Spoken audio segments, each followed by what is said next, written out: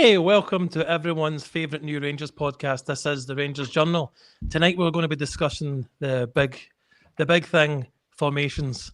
Do we need more than one?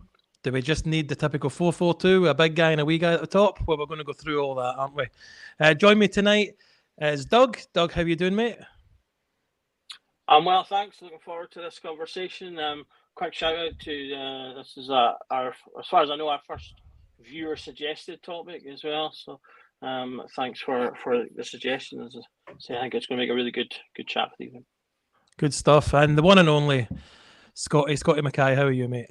I am absolutely fine, pal. I'm absolutely fine. Thanks for having me on. Tonight should be an interesting topic.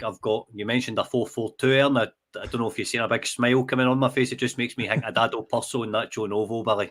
Better days. You're younger than me, mate, because I'm McCoist and Hateley. That's what I think of with that. But I also, Dado and Nacho as well. You can't complain about that. But we're going to look over a few things.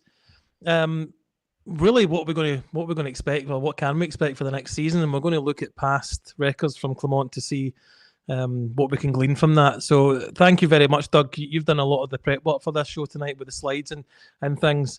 But I'm going to ask you first of all, Doug, I quite enjoy listening to Adam Thornton on The Heart and Hand, and I don't want to bring up another pod, but he's really in depth. I know he's decent friends with Kai.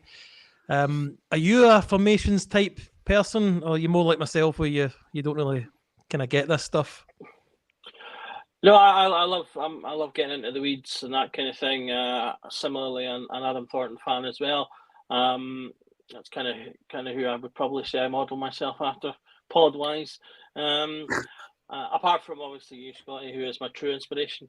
But I love getting into tactics, looking at things, and false nines and players drifting places and all that kind of stuff. So yeah, totally my bag.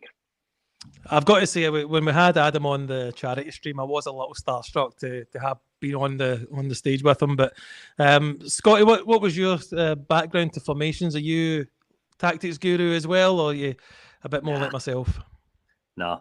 What I think is important about tactics is being able to have more than one.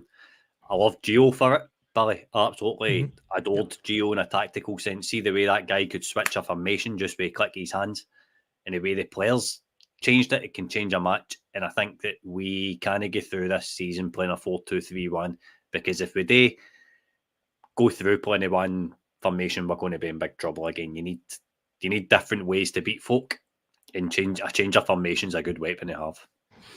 I couldn't agree more, especially on the European run. It was masterful, really. If only we could have had. I think in Roman history, sometimes we'd have two generals, one for peacetime and one for wartime, and maybe we could have something like that when Gio comes back for the European nights, and we have somebody like Clement in the league. Hopefully he does both, mind you. But let's think back of the first time I remember anybody really talking about formations was when Mark Warburton came in, and he was big on talking about formations, because up until then I hadn't really heard other than 4-4-2 and I guess the 4-3-3 had come out by then. I was aware of it, but he came in and top to bottom he made the youth play that, he made the B team play that formation, and he made the main team play that. And his thinking was that you could pick a player from the step down, put him in the position, and he'd be used to that. Do you remember that, Doug, from that time? Yeah, definitely. And I think that's something that's become, or at the time was becoming popular across football, was this idea of having that vertical integration where you have every level playing the same thing. And the one thing I do remember at the same time as that, though, that I think is something I'd like to see us doing, is do more of that. It's all good and well having everyone doing the same thing, but if you're never bringing any of those young players forward or using any of them, then it kind of tweaks the point. So if we are going to do that, I would hope that that's a sign of further dedication to bringing youth players forward. Scotty, I remember just previous to Warburton, I guess the most successful manager was Walter Smith, and it seemed like everybody was a centre half. It was just all about big guys, and one or two sparkling players dotted in and around. But have I got that wrong? That it was more of a tactician than I'm giving him credit for?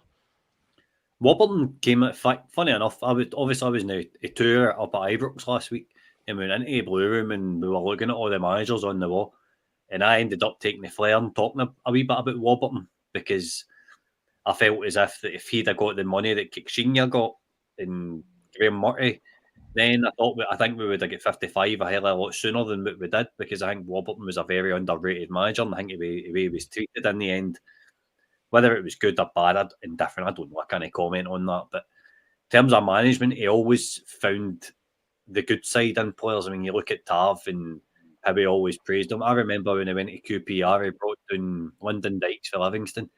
And he was talking about Lyndon Dykes, and he says, "I've got a future Scotland number 9 here, trust me." And everybody was like at the time, "What? You've signed a guy for Livingston, then look what went and happened." Lyndon Dykes was a Scotland number 9. I don't think he was as much tactically. I think he had a brand of football that everybody liked. Defensively, we didn't like it because he didn't train corners, supposedly. We were very weak when it came to set pieces. Everybody loved the brand. Anyway, all interchanged and sort of the way the players all interlinked and whatever else. I think the guy was a great ambassador and a great servant for Rangers Football Club, but he did have his weaknesses, and the weaknesses did fall on him in the end in terms of set pieces and whatever else. I don't think he was tactically inept. I'm not saying that. I think he was very good tactically, but I think he was more focused on a brand of football. Very, very famously, Dougie, and I'm going to let you are the one that is a bit more interested in the formation, a bit more knowledgeable, so I'm going to let you kind of go into it in a bit more detail in a second. But Warburton's plan B was to do plan A better, which sounded great in the beginning, but it became a bit tiresome by the end, didn't it? Yeah, I mean, I think that was his main flaw. I totally agree with what Scotty was just saying there about like kind of the brand of football. He had a good brand of football and a good idea about how to put that together. But once teams started to find it out and figure out ways to defend against it, he seemed to lack the ability to kind of take it further steps and make significant enough changes. If you're going to do your plan B as plan A but better, you kind of need to have players coming into your team that can be just as good as who's on the park, and we didn't necessarily have that at the time. And so that, I think, it's where he kind of came unstuck. He just didn't have that. So once the other teams figured out what was going on and how to stop us, he started to kind of get stuck in the mud in the bed, and that obviously then eventually led to him leaving. Yeah, I mean, and it makes the point of this podcast that he didn't have a second formation to go to, did he? No, not really. I'd say there's kind of two ways you can approach sort of your tactical adjustments. The obvious and sort of big one is changing formations, but you can do it just by changing players as well. One player in the same position can be totally different from another player in that position, depending on the qualities that player brings. So if you've got variation within that, you can make smaller tweaks. I think, touching on what you were saying there about Walter Smith, I think that was more what Walter tended to do.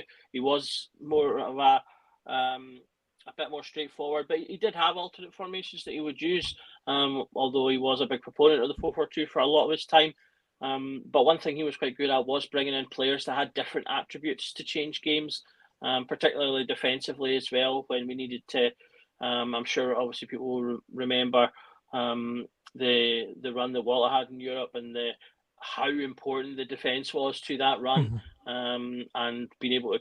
I mean, that was basically how we got to the final, was basically just stopping the other team from scoring and then nicking goals, apart from one or two games. So he was very good at that, and picking the right players against the right teams to get those kind of results. Well, let's have a look at your first slide now. Correct me if I'm wrong, but this is the historical last few seasons of the formations, the main formations used by the different managers. We'll need to maybe we'll start at the furthest away season. So 2018, 2019. Am I right? That's Steven Gerrard. Yeah, it should be about his time. Yeah. I just want to be right. Scott, let me come to you before you come in, Doug. Sorry, let me come to you, Scotty. So, Steven Gerrard comes in. Right. These are the kind of formations he used, especially that season: 4-1-4-1 and 4-4-2, which it's maybe more what I expected from a player like Gerrard, despite obviously being at the top of the English game. He seemed a more kind of industrial type manager to play that kind of style. What do you remember his first season coming in and the style of play that he had? Seemed to be the players knew their roles. I don't think we get into Europe without Gerrard setting the team up the way he did. Obviously, I don't know if you remember, was it Una in Russia that we played? Was that what they were called? I mean, down to 9 men. Yeah. Ryan Jack was man of the match that night, I think. Aye. John Flanagan was putting his cell about a wee bit as well, for what I remember rightly. But in terms of the first season, I think it was all about bedding Gerrard in, bedding the team together, developing players. And as long as you see that progress, you were gaining them time. I don't think we ever changed formation. I just think we were a well-oiled machine who automatically changed when we moved the ball, if that makes any sense. So when we're dropping back, we set into a certain shape, and when we're going forward, certain players go forwards. Ryan Jack, take Tavernier for example. Ryan Jack drops back into right back and covers that area of the pitch. It was poetry in motion under Gerrard, basically. I wouldn't say it was about changing formation as such. I think everybody knew their roles and their jobs and what they had to do. And I don't think tactics really came into it, but it did, if that makes any sense. The players were very well drilled. That's kind of the best way for me to put it to you, Billy. Right, well, let me ask you, Doug, then. So what was your... I mean, you've given us that season. I don't think that's Gerrard's first season, is it? Give us your take on Gerrard's formations, and what's the difference between 4-1-4-1 and 4-4-2 in a practical sense? Well, your first 3 years there, 2018 to 2021, that's the bulk of Steven Gerrard's era. He was there, you rightly said, he was there slightly earlier than that, but I thought it was a bit too far away to matter by that point. Most people will probably recognise the 1920 and 2021 years as being more typically Gerrard with a 4-3-3 when he had the wingers and example. But earlier in his tenure, he did focus on making us solid. We were defensively solid, and we had players like Flanagan and things like that. They were not spectacular players, but he brought them in. We brought McGregor back to the club, obviously. He brought in a lot of older, experienced players, made us solid and difficult to beat, and then built from that. And I think that's that's a classic. You'll hear people all over talking about start your defence and build from there. And I think he did that. The 4-4-2 he played there, which and this is something we'll actually see mimicked a little later on when we look at Clement as well, with the double six, where he plays two sitting more defensive midfielders, and that kind of 4-4-2 formation. So when people think of 4-4-2, they tend to think of the classic, just two banks of four. So when you're playing the double six, your middle two midfielders are sitting that little bit deeper. So again, it's that defensive solidity. That's particularly useful for teams like us in Europe, where obviously we can meet against teams that have much better resources, and thus they can be more sort of aggressive in their attack. But 4-1-4-1 is again just a kind of another way to shore up that defensive matter. You're obviously pulling one person away from your attack in order to sacrifice them in that defensive midfield role. And I think that's a position that's been quite important to us over the years, and fans have focused on a lot over the years, that kind of sitting midfielder. Should we have one? Should we have two? We'll probably go on to touch on that a little bit more in more depth. But yeah, I think the next 2 years are the sort of the main ones in terms of what I think of when I think of Gerrard and his tactics. Is that kind of 4-3-3 attacking where he had the wingers. It was very Liverpool-like, which once we got players like Kent in, and so more creative players like Aribo and things like that, and we were able to be a bit more sort of flamboyant.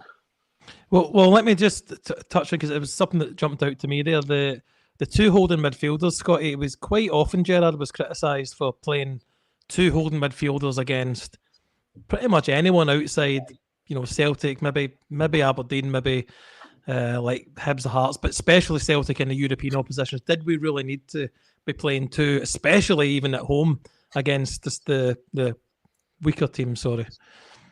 Well, I don't know. See if you look at it and you see the goal contributions of James Tavernier and why Ryan Jack was in there. But then you had games like, I remember we went away to Ross County, it might have been Gerrard's second season, and Ryan Jack had all of a sudden developed a shot on goal and he was scoring goals for fun. So I think with Gerrard, it was very much in a phase of play. Like, if the ball's here, then you go. If this man's here, then you stay, etc., etc. I think everybody just kind of knew their roles. It was a big complaint at the time under Stevie G that we were playing two sitting holding midfielders, but they did. One was a kind of high six, if that makes any sense, and one sat back. So I'm just looking at Curry's comment. He's broke me already, man. So if you're thinking along M lines, I mean, I can't. Who else was the holding midfielder under Stevie G? I know it was always Ryan Jack, but Glenn Kamara. So Jack Kamara, as they say over at Club at 22, that's how they referred to them two guys. So Kamara was a kind of progressive ball forward, and Jack would get forward when Tavernier was staying back, etc. It was a well-oiled machine for me, Billy, and we didn't, and especially in the 55 season, we didn't concede that many goals by it all. Do you know what I mean? No. Doug, so what would be his thinking of keeping the two and rather than having two maybe further forward? So like an anchor at the back and then two ahead of him. Why not do it that way? You've still got the same midfielders, but more attacking. I think Scotty's hitting the nail on the head there. That's something. I mean, I will say up front, I am a proponent that we don't need to be playing two sitting defenders the vast majority of the time in the league. But there is certain games against Celtic and maybe against some of the other, like maybe I'll probably potentially do it against Hearts as well, that over the course of Tavernier's pomp, it does make more sense. And I think that's the bit that maybe some people didn't appreciate, was that if you're going to have a player that's in your defence that is that attacking, then you need to cover those gaps. It's what's been part of the failing in the last 2 years. And one of the reasons that we do miss Ryan Jack so much and have missed Ryan Jack, because between Jack and Goldson, there was a 2-3 year spell where they were just superb at covering when Tavernier was going forward. Because the other thing about, like, obviously Tavernier gets a lot of criticism for his defence. Defending and tactics, it's a team effort. So, it's no accident that Tavernier finds himself up front quite a lot. It's not as if the managers aren't. We haven't had all these managers sitting there going, "Can you stop pushing forward, Tav? You're scoring too many goals." It's a deliberate tactic that we've used to our great advantage. But when you do that, you obviously have to cover for that, and that's something that Jack would do, and that is a good excuse to have that. When you've got a player like Davis, who's very tactically astute, he's able to contribute. Back then, we had players like Graham Dorrans. Who else am I thinking of? Greg Doherty, people like that who could, sort of fill kind of roles like that centrally as well.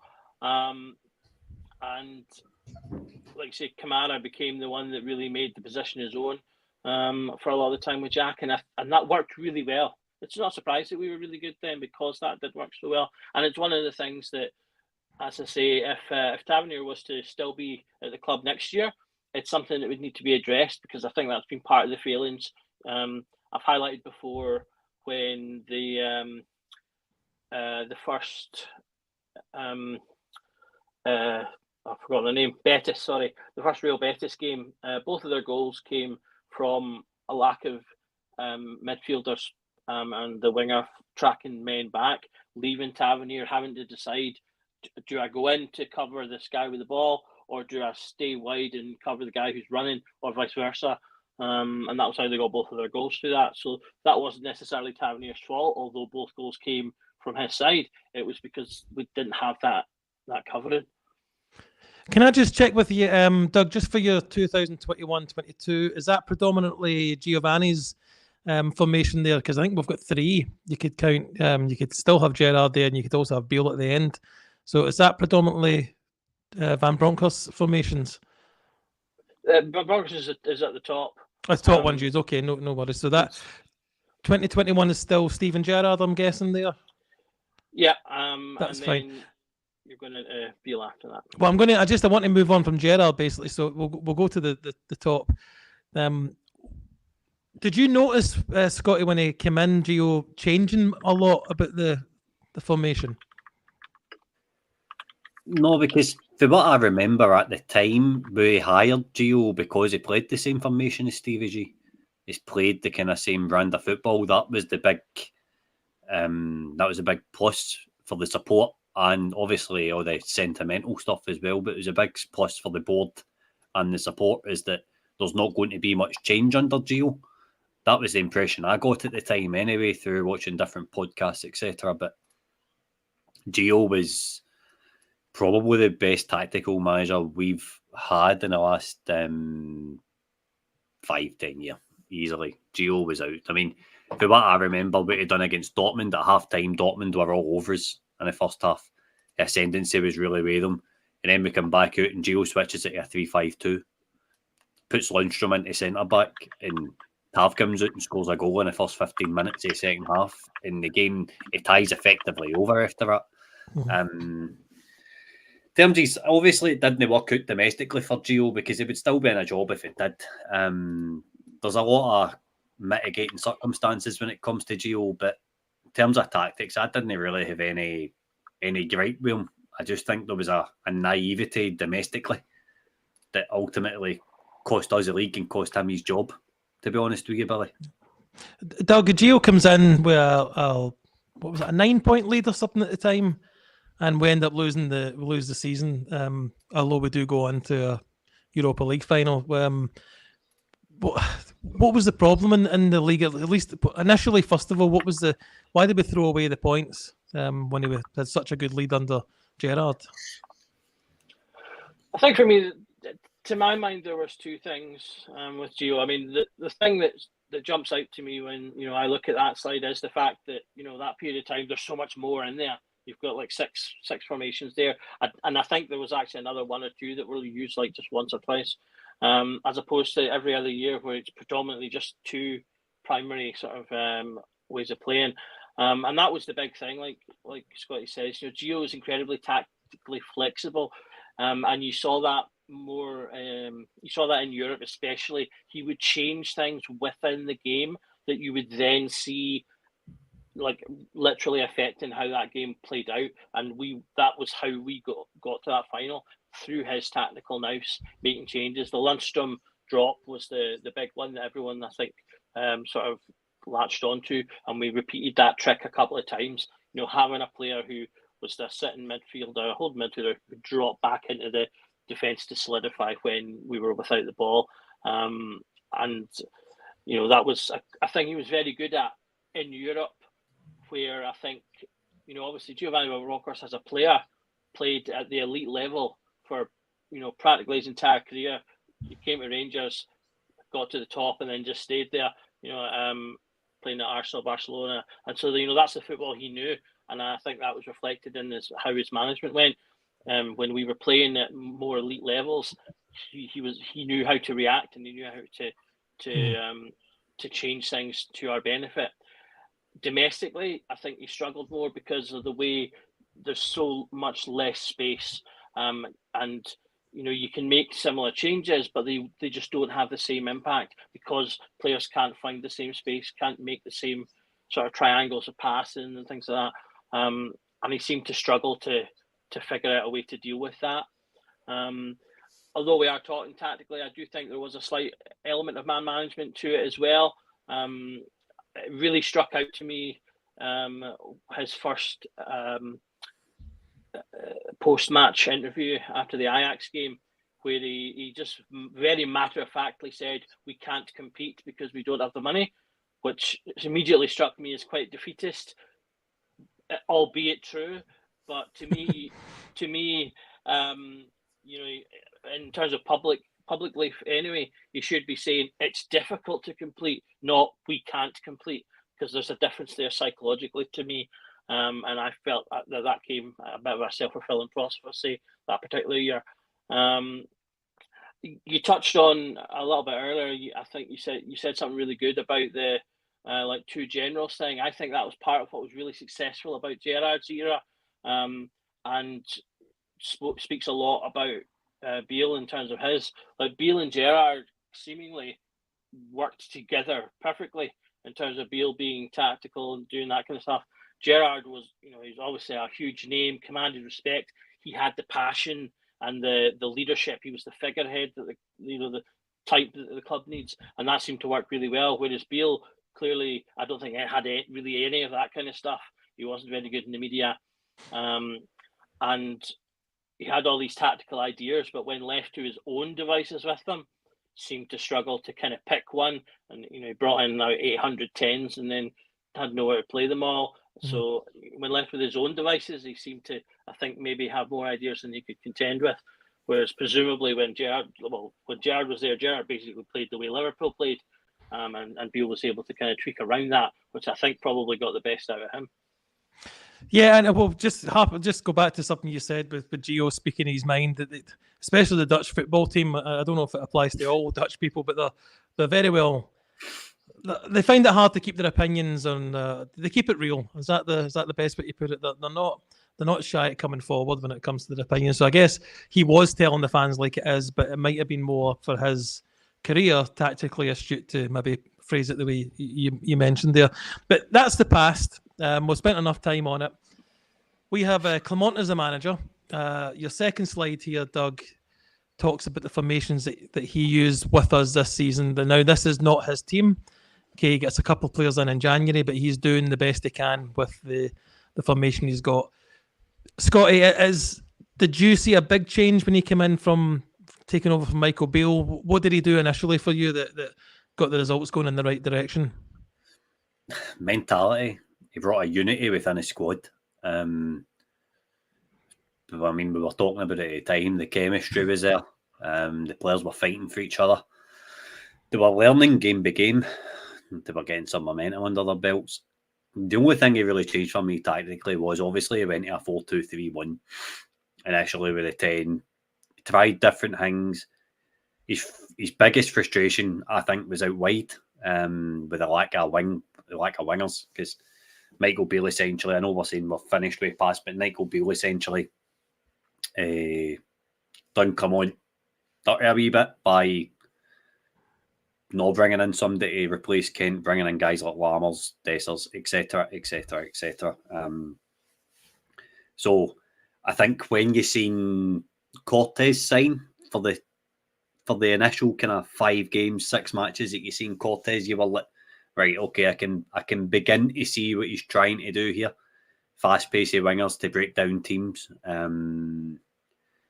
moving the ball quickly, kind of not rock and roll football as such, but it was at a much quicker pace. They wanted the ball moved really, really quickly.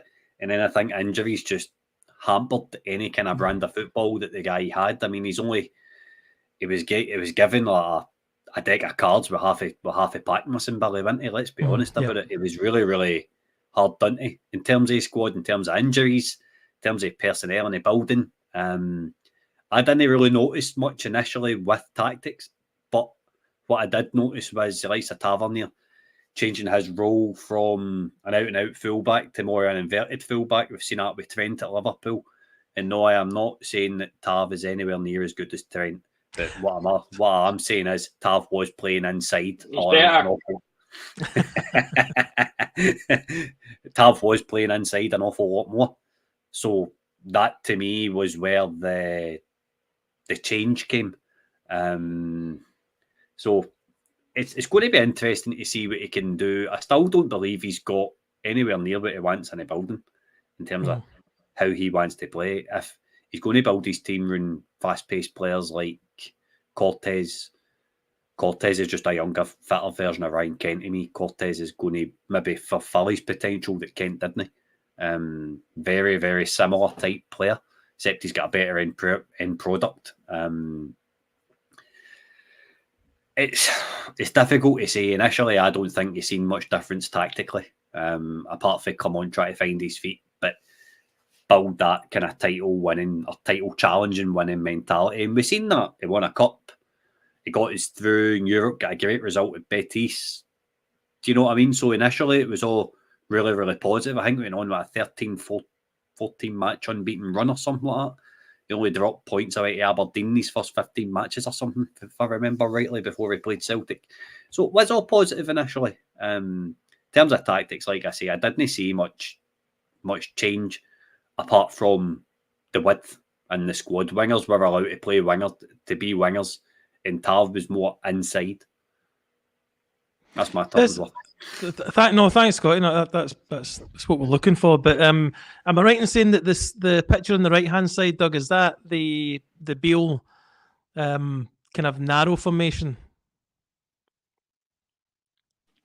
Yeah, it was only Beale that used that one, and primarily you used that in the Champions League. It's obviously with the three, you've got your more defensive solidity there. So that's primarily Beale, and Beale tended to favour the 4-3-3 attacking, kind of similar to what obviously we did under Gerrard, whereas the 4-2-3-1, that was the big difference. That Clement came in and really stamped that as the formation in the team.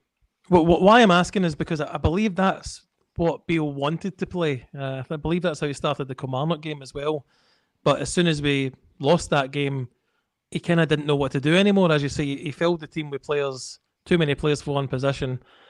Playing this narrow, this is what I want to try and get. If you don't know, Doug, fair enough. But what does this narrow formation achieve?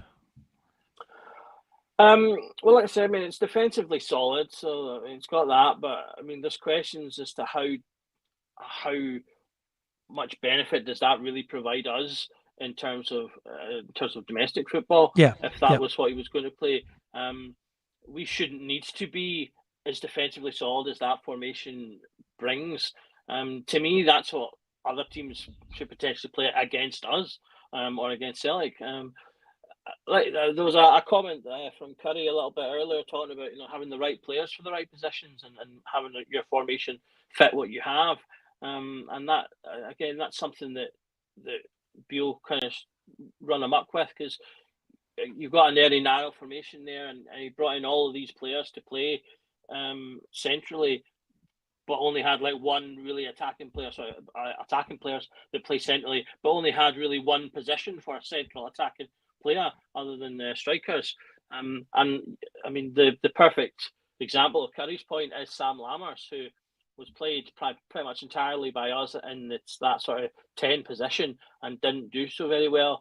And he's left the club, gone to somewhere else that's played him up front, which he himself says is his favourite position, and he's gone and banging goals in. So you have to put players in the right place as well. My suspicion would be that he was putting a lot of onus there. I mean, you can obviously tell there's a huge amount of space in front of the fullbacks in that position. So you're either relying on your fullbacks for your width, or you're looking at probably your two strikers to pull out and you're tend to push up. And maybe that was his plan for Lammers. Maybe he was wanting Lammers to push up into that sentinel area and have the other strikers, which could have been like Sima and Silva, pulling out and filling in those spaces. So, I mean, that might have been the plan, but because he abandoned it straight away, we'll never know. That might have worked in terms of pulling out the defenders. One of the things we need to do when we play domestically is move the opposition's defenders around to create space, because obviously they generally are playing compact and trying to stop that space, because as in general, we'll have better technical players because we've got better resources. That would be how we're going to get through them. And that could have been a way to do that. I sit there and think, right, if that was Beale's plan, that's a decent plan. But I'm just like, well, you can't just abandon your ideas after one match. Sometimes you lose games, and sometimes you lose your first game. It's unfortunate. Kilmarnock, as it turned out, had a really good season. It just so happens that that wasn't necessarily us being bad. That was maybe just Kilmarnock being good, and that'll happen sometimes.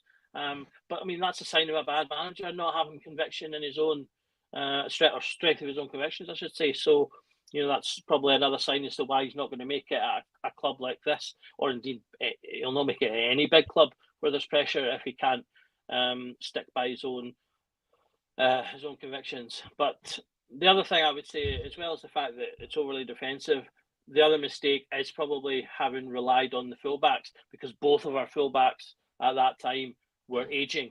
And so to put all the pressure on them to be potentially providing a lot of width, well, maybe not all the pressure if he is going to be doing that split striker thing, but he's still relying on them moving up and down the pitch, which at the ages of Tavernier and Barisic was probably asking quite a lot.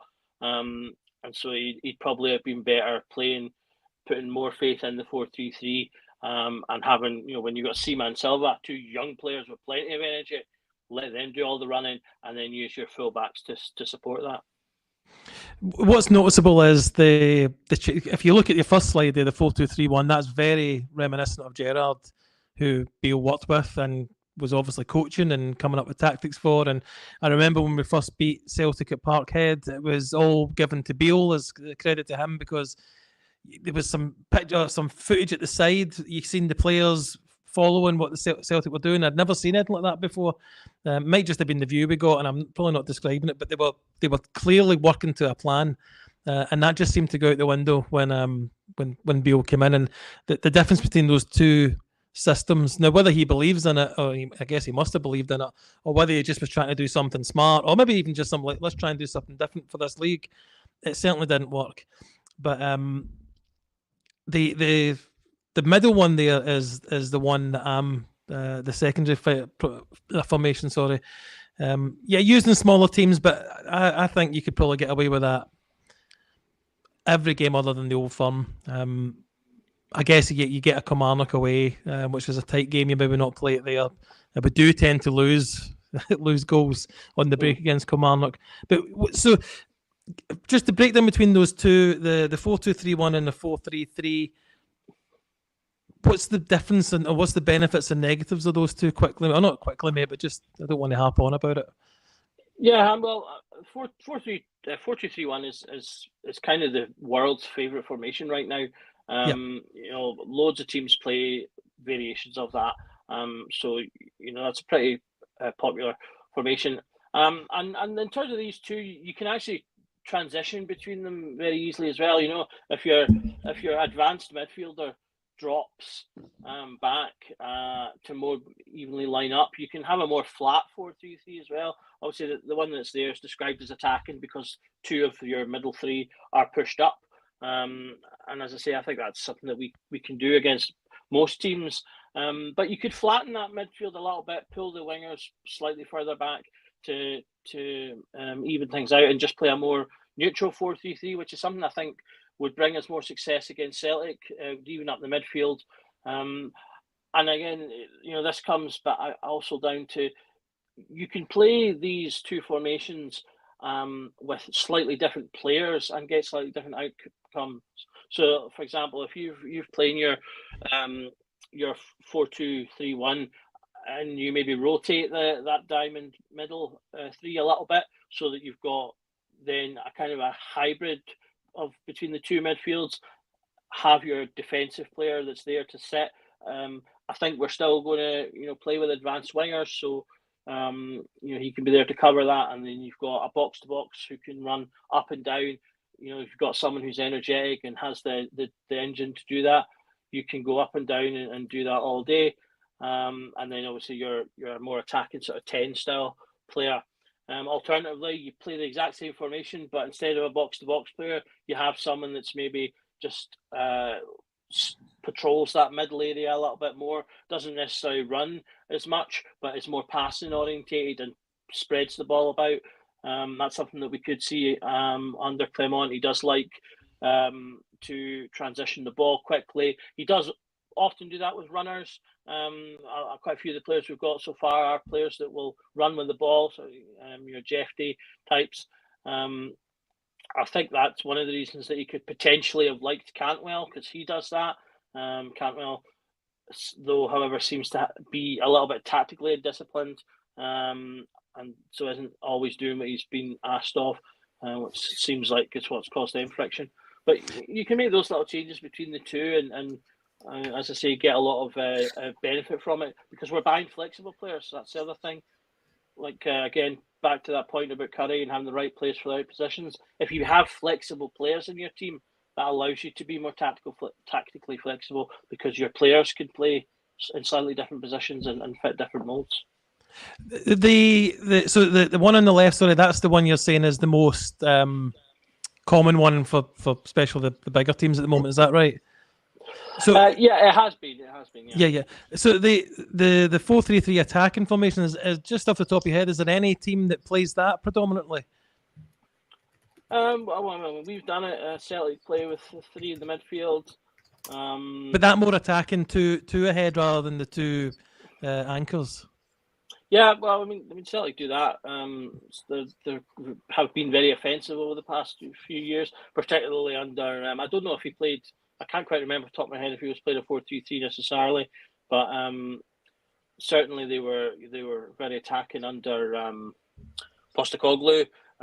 Getting a lot of players forward, and it's easier to do that if you set up with more advanced players from the get-go. Celtic and obviously by virtue of manager Tottenham are very good at that, getting a lot of players forward quickly, filling up those attack spaces, gives you more passing options and overwhelming teams. Because that was, under Postecoglou, Celtic were, I hate to praise them, but you praise where it's due.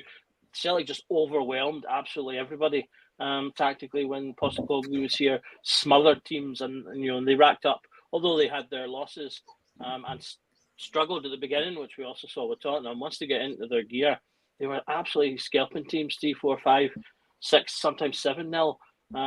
While we were huffing and puffing our way to 1 and 2-0 victories, and they did that by being offensive, getting players forward, and being attacking and being confident, which I think is something that we've kind of lost a little bit. We used to have a lot of swagger in a lot of our historical teams. Partly that comes from having good players, but you can get that through. To use the phrase Scotty mentioned earlier, brand of football. I think we had that swagger under Gerrard. his name's totally escaped me before that. Advocate. Davy Weir, assistant manager.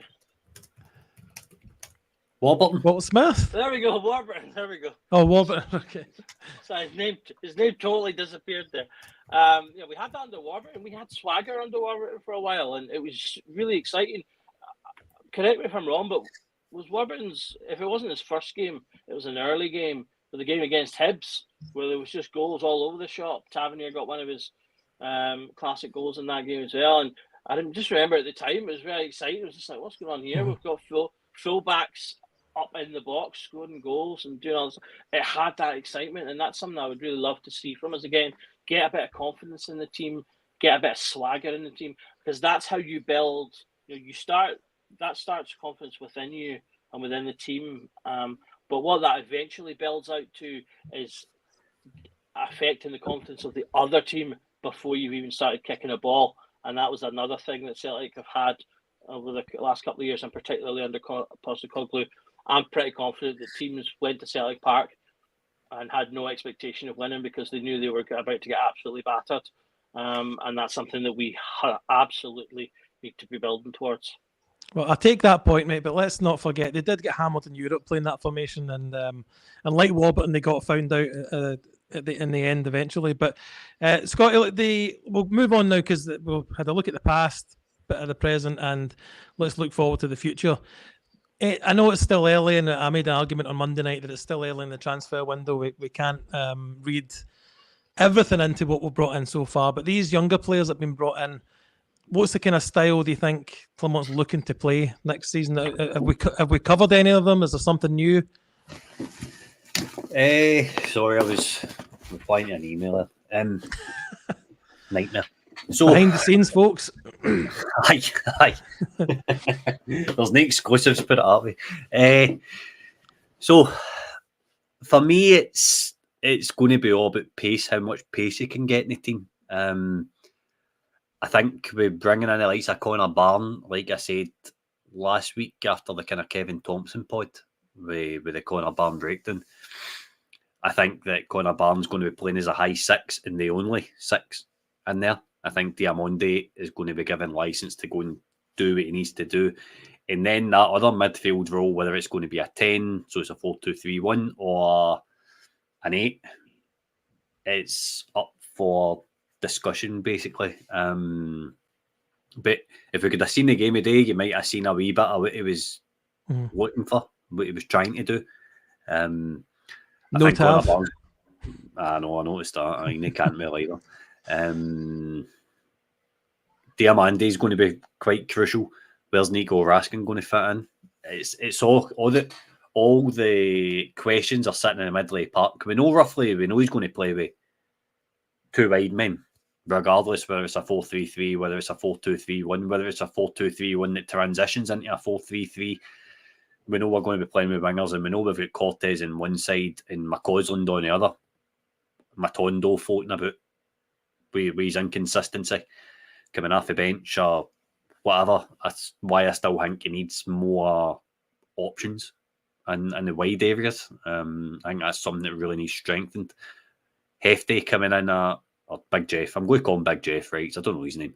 Coming in at left back, I think that's going to provide an awful lot of width. So when Ridvan plays, Ridvan's going to be an inverted fullback coming inside the park. We've seen that as like his goal in the cup against Livingston last season, where he cut in, skinned a few players, and then had a drive and scored. I think that's Ridvan's role is going to be about playing different types of passes, causing teams different types of problems. Big Jeff is going to be hugging the byline, making crosses into the box, causing different problems. So you've got two separate tools now in the fullback area, which is really good. On the right hand side, we'll just need to see what happens with Tav and Sterling and whoever's going to be playing there. There's still a lot of issues there as well. But for me, you'll soon find out how we're going to shape up when you see him Midley Park. I think the issues we had against Celtic last season was we never went with a flat midfield 3 to combat there, because our 10 wasn't good enough against their 6. It's just as simple as that. You can't do a man-marking job.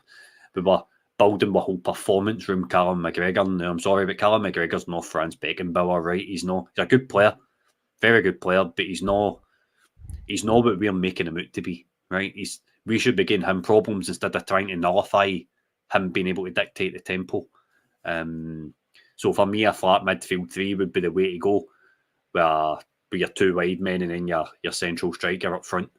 I think that's probably the only way, not just against Celtic, but against other teams in the division. Because I think our number 10 role hasn't really worked since January. You know, the really, really inconsistent performances, really, really just meh, to be honest with you. I don't really agree. Unless you've got somebody that's actually going to affect the game in that role, which we've not really had, let's be honest. Lawrence has been in and out. Cantwell was in and out. I believe Hadji could come in and do it really, really well, as we've seen in the past. I think that's his position. I think there's a future at Rangers for Hadji. I'm a big Hadji fanboy. I want to see him getting a try in pre-season. Let's see him manager taking a look at him. But for the future, I think it's all about fast-paced rock and roll football. To be honest, I think that's going to become its identity, and it's going to be very much team performances rather than certain players in the team trying to steal the headlines so that they can stick a good reel on Instagram. Mm-hmm. I know worries. Let's look at his previous formations. This is Clement in particular. And I'm going to actually probably heavily weigh in on this, Doug. I don't imagine you watched a whole load of these games, but these are the different formations that he used. And are these... You can go through a couple of them that are the ones that contrast a wee bit, and then maybe if you could link it up with the players that we are, one of the systems that actually maybe suits the players that we're going to be going ahead with this season.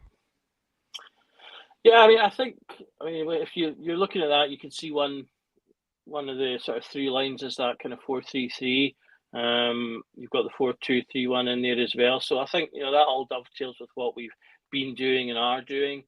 As I say, he came in and made the 4-2-3-1 pretty much the go-to for us in the second half of the season, having sort of flipped between that and the 4-3-3 with Beale. I'm hoping, and I'm looking forward to the potential that he is going to be a little bit more forward-thinking and maybe not play with the two sat. If he was going to do that, he might have been more likely to have kept Lundstrom, because he did seem to be a big fan of Lundstrom. As I've touched on in other pods. He had a sort of a rage of passing that fits Clement teams in terms of the fullbacks going up and having long switches and things to them. But I'm hoping that we're going to see that kind of 4-3-3 kind of mode, whether that's attacking or you can see in there he's got both attacking and defensive variants. And you can tweak that in the middle of matches. You could start with a really attacking 4-3-3, and then maybe the other team's coming on to you a bit too much, and so maybe you drop it a little bit. That's another bonus of having flexible players that can, I think someone like Connor Barron has got the ability to be more defensive or push up, and be effective attacking as well. And if you bring in more players that have that ability, then you can make, as I say, tweaks within the game. The 4-2-3 one's been the kind of go-to. There has been some new adjustments to that coming through.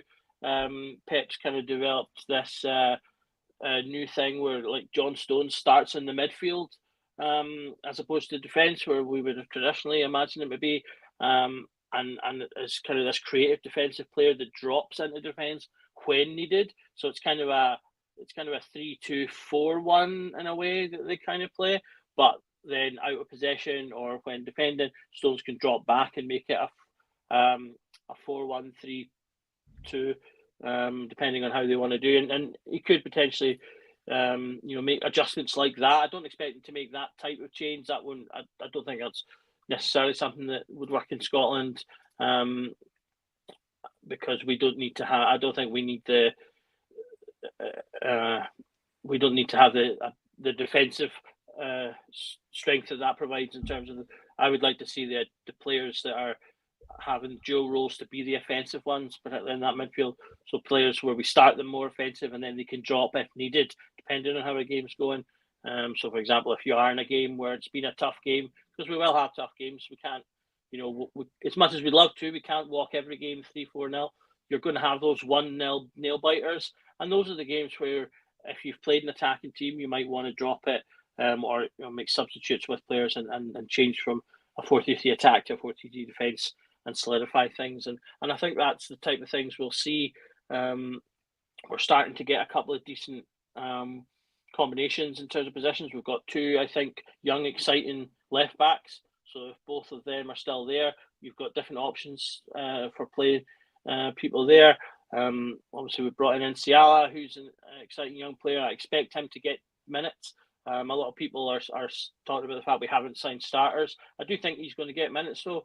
As was said before, he was offered a contract to AC Milan to sit on the bench and chose not to take it because he wants to play. So I assume, therefore, from that we must have told him he will be playing some football of some degree. So you've got a young player there who's good on the ball, getting the ball out. And like sort of Scotty touched on there, I think we will get a bit more swagger in our game. It's going to be much more attacking, more offensive, but primarily it's going to be faster. I think that's something that we've missed, because in my mind, that's a key thing to use against domestic opponents. Move the ball quickly, have players that move quickly and interchange positions, and basically confuse the opposition's defender. Again, we should have better technically minded players because we've got the ability to buy better players. So use that to your advantage. Move the ball quickly, pass the ball quickly, move yourself quickly, and then you'll cause confusion and find the spaces to get breakthroughs and goals. Scotty, the comment you pulled up a second ago about having fast strikers is what I totally agree with you, Doug. The faster players interchanging, but fast strikers. Igaman certainly looks to be that kind of mould, and also Danilo certainly has got a bit of pace about him. I don't see Dessers fitting in that formation unless you keep him as another option for a different style of formation, which is really the point of us talking about this, that we should have more than one style. Do you see him fitting in this 4-3-3? Dessers? Yeah. No. What I will say is, if you want somebody that's going to come in and set a tempo and rough defenders up and give you a link, in very good build-up play. Dessers is your man, 100%. I think we can at least give him that. Finishing-wise, is a different story, but for me, he done a lot of the out-of-the-box work very well for me. I will give him that. But I don't think just it's the pay packet in it. It's his wages and the outlay on him. I think you need to sell him as someone. You could bring in better strikers for a cheaper price. We all know who I want, but I'm not going to mention them. Lawrence Shankland. But can you do me a favour just for a minute, Scott? Can you ban Paul McOracle for saying McBurney, please? He's one of our moderators. We kind of need him. I was like, throw yourself out, Paul. I think, no, what Smoke's come in with a very good point there that Dessers would work better in a 2 up top. He would work better in a 2 up top, but the manager doesn't play like that, so I don't foresee it happening. I don't know. Iggerman's a bit. He's an unknown, so you don't know what he's going to bring.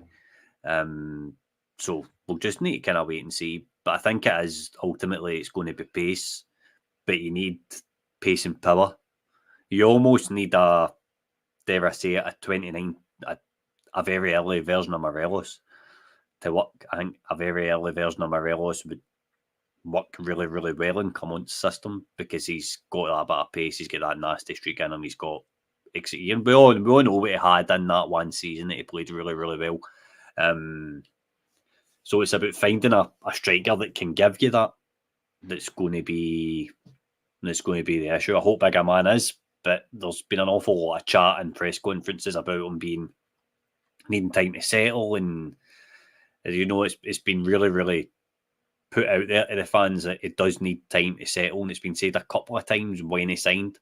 So I think we need to be patient with him. I don't think he's going to come in and hit the ground running, but I think once he finds his feet, he will. But it's interesting, obviously. You know, you get Danilo there who can score goals, but he's still a wee bit of an unknown. I would still like somebody to come in that's a proven goal scorer, Billy. That would be my answer in terms of who's going to spearhead this attack. We need the kind of, in terms, if I put my football manager hat on, you need a complete forward instead of an advanced forward or a false nine or anything like that. You need somebody that can do everything to fulfil that role of playing the lone striker. Sure. Doug, for the formation you think Clement's going to go with next season, we need to wrap up soon, so just kind of make it short and sweet. But who are we needing? Who's still outstanding in that squad that we need a positionally wise? What do we need to look at to fulfil what Clement will be looking to do? I think my pressing positions would be a more experienced striker.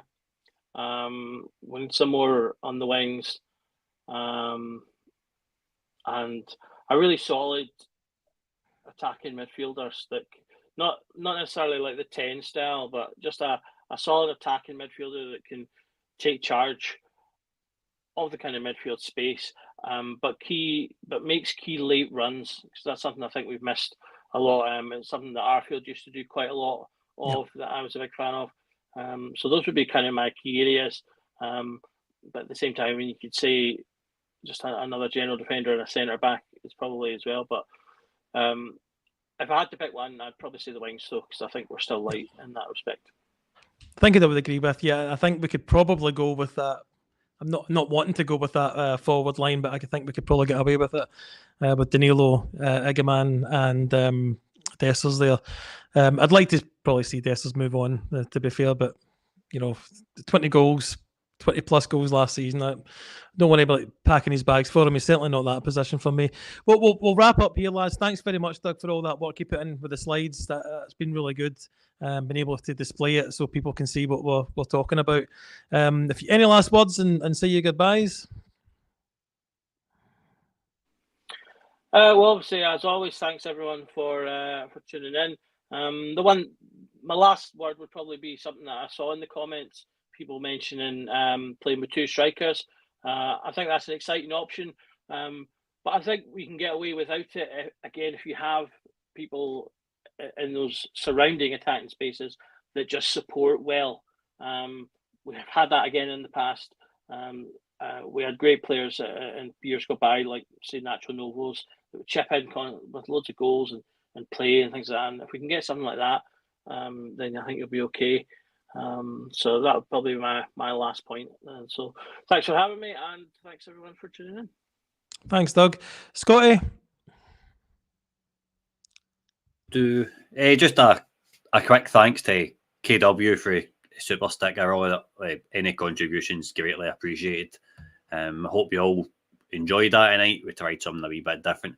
If there's any other ideas you've got for pods that you want us to look into, then please do. Sorry, I'm laughing at Curry's comment. He's wanting you today outro on the drums. I'll send him a private video. So everybody, thank you for tuning in. It was really, really good. It was a good pod. I thoroughly enjoyed it, and it was interesting to see about that Philippe Clement can actually be adaptable tactically, because I just kind of thought initially this is a guy, he's a good man manager and he's going to be able to pull the dressing room together, but knowing he's got kind of tactical nous has gave me a wee bit more optimism going into the season. So thanks, Billy. No worries, guys. Again, thanks to both of you for coming on. Thank you, everyone, for your comments at the side. It's really interesting to read them along with what we're saying. And thank you, everyone, for listening. We'll see you again next time. And remember that every night is the Rangers Journal night. Good night.